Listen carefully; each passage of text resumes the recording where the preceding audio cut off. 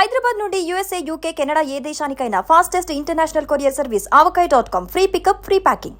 గండికోట యువతి హత్య కేసులో షాకింగ్ నిజాలు ఒక్కొక్కటిగా బయటకు వస్తున్నాయి. గండికోటలో 10 రోజుల క్రితం ఇంటర్ విద్యార్థిని హత్యకు గురైన విషయం మనకు తెలిసిందే. దీనికి సంబంధించి పోలీసులు దర్యాప్తు ఇంకా కొనసాగిస్తూనే ఉన్నారు. జమ్మలమడుగు డీఎస్పీ వెంకటేశ్వరరావు, పట్టణ సీఐ లింగప్ప, మరికొందరు ఎస్ఐలు గండికోటలోని సంఘటనా స్థలానికి మంగళవారం వెళ్లి మరోమారు పరిసరాలనంతా పరిశీలించినట్లుగా తెలుస్తోంది. యువతి మృతదేహం గుర్తించిన స్థలాన్ని వారం రోజులుగా క్లూస్ టీమ్, బాంబ్ స్క్వాడ్ క్షుణ్ణంగా తనిఖీలు చేస్తున్నారు. హత్యకు ముందు విద్యార్థిని కోటలోని మాధవరాయ స్వామి ఆలయంలో ఒంటరిగా తిరిగినట్లుగా కొన్ని పిక్చర్స్ అయితే బయటకు వచ్చాయి. పర్యాటకులు తీసుకున్న సెల్ఫీల్లో వైష్ణవి కనిపించింది. దీంతో ఆ ఫొటోస్ ని పర్యాటకుల నుంచి పోలీసులు స్వాధీనమైతే చేసుకున్నారు. మరొక ఫోటోలో ఇద్దరు వ్యక్తులు ఆలయం గేటు వద్ద ఉండగా వారిని సైతం పోలీసులు గుర్తుపట్టి విచారించినట్లుగా తెలుస్తోంది.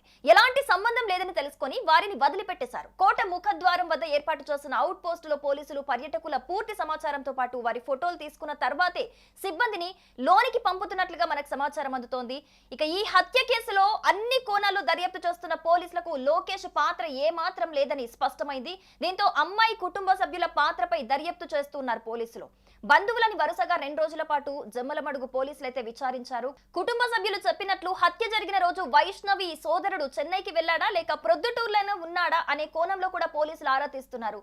ఇక అతని సెల్ ఫోన్ కాల్ డేటాను కూడా పరిశీలిస్తున్నారు. ఎక్కడెక్కడ ఉన్నాడనే దానిపై టవర్ లొకేషన్ ను కూడా ఇప్పటికే గుర్తించినట్లుగా తెలిసింది. ఇక విద్యార్థి బంధువులను పోలీసులు విచారించి వదిలేసినట్లుగా మనకు సమాచారం అందుతోంది. ఈ ముగ్గురి ప్రమేయంపై ప్రచారం జరుగుతున్నా సరే సరైన ఆధారాలు లభించలేదని పోలీసులు మల్లగుల్లాలు పడుతున్నట్లుగా తెలుస్తోంది. ఇక హత్య జరిగిన రోజు వైష్ణవి గండికోటకు వెళ్లి 25 నిమిషాల పాటు వెతికినట్లు చెబుతున్నారు బంధువులు. అదే రోజు రాత్రి పోలీసులు ఆమె కుటుంబ సభ్యులు గండికోటకు వెళ్లి వెతికినా ఆచూకీ లభించలేదు.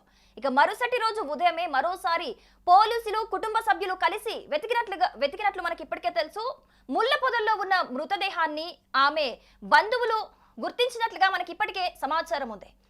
మరి వాళ్ళు యాదృచ్ఛికంగానే గుర్తించారా లేక ముందే మృతదేహం అక్కడున్న విషయం వాళ్ళకి ముందే తెలుసా అనే కోణంలో కూడా పోలీసులు ఆరా తీస్తున్నట్లుగా మనకు తెలుస్తోంది. ఆమె కోసం వెతికేందుకు ఈ నెల 14, 15 తేదీలో గండికోటకు వెళ్లిన వ్యక్తులు ఎవరెవరు అనే వివరాలు కూడా పోలీసులు సేకరించి వాళ్ళను ప్రశ్నిస్తున్నట్లుగా మనకు సమాచారం అందుతోంది. ఇక విద్యార్థిని గండికోటకు వెళ్ళడానికి 2 రోజుల ముందే తల్లి మొబైల్ నుంచి ఇన్స్టాగ్రామ్ ద్వారా లోకేష్ కు మెసేజ్ చేస్తుంది. ఏంటంటే సోమవారం ఇంట్లో ఎవరు ఉండరు, గండికోటకు వెళ్దామనేది ఈ యొక్క మెసేజ్ యొక్క సారాంశంగా మనకు తెలుస్తోంది. అమ్మాయి పంపిన మెసేజ్ మరి ముందే కుటుంబ సభ్యులకు తెలిసిందా లేదా అనే కోణంలో కూడా పోలీసులు ఆరా తీస్తున్నారు. కుటుంబ సభ్యుల ఫోన్లను కూడా పరిశీలిస్తున్నారు. ప్రొద్దుటూరులో విద్యార్థిని చదివే కళాశాలలో ఆమె స్నేహితులను పోలీసులు ప్రశ్నించి వివరాలు సేకరిస్తున్నారు. 2 రోజుల్లో కేసును ఒక కొలిక్కి తీసుకొస్తామని పోలీసులు చెబుతున్నారు.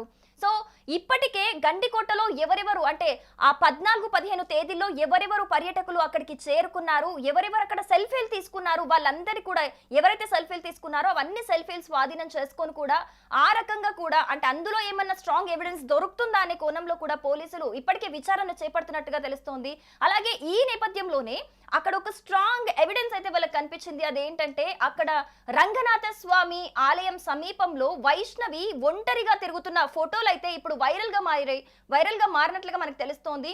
సో ఆ సమయంలో ఆ అమ్మాయి ఒంటరిగా అక్కడ ఆ ప్రాంతం మొత్తంలో తిరిగినట్లుగా తెలుస్తోంది. మరి ఇదొక స్ట్రాంగ్ ఎవిడెన్స్ గా అయితే పోలీసులు స్వాధీనం చేసుకున్నట్లుగా తెలుస్తోంది. అలాగే ఎవరెవరైతే అంటే మెయిన్ గేట్ వద్ద కొంతమంది సెల్ఫీలు తీసుకున్నారు, అక్కడ కూడా వైష్ణవి కనిపించినట్లుగా తెలుస్తోంది ఆ సెల్ఫీలలో. సో వాళ్ళని కూడా ఒక్కసారి విచారించినట్లుగా పోలీసులు చెబుతూ ఉన్నారు.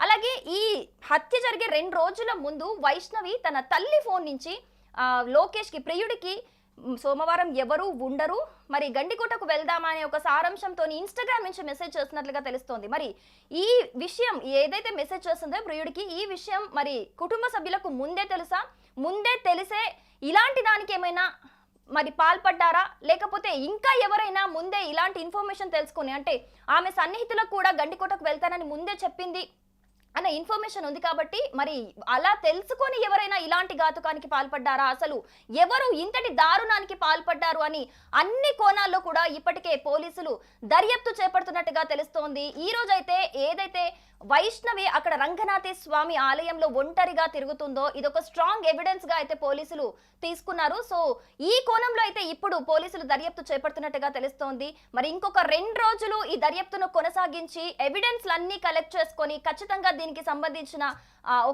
ఈ కేసును అయితే ఒక కొలిక్కి తీసుకొస్తామని ఇప్పటికే పోలీసులు వెల్లడించారు. సుమన్ టీవీలో మీ పర్సనల్ అండ్ బిజినెస్ ప్రమోషన్స్ కోసం కింది నెంబర్కి కాంటాక్ట్ చేయండి.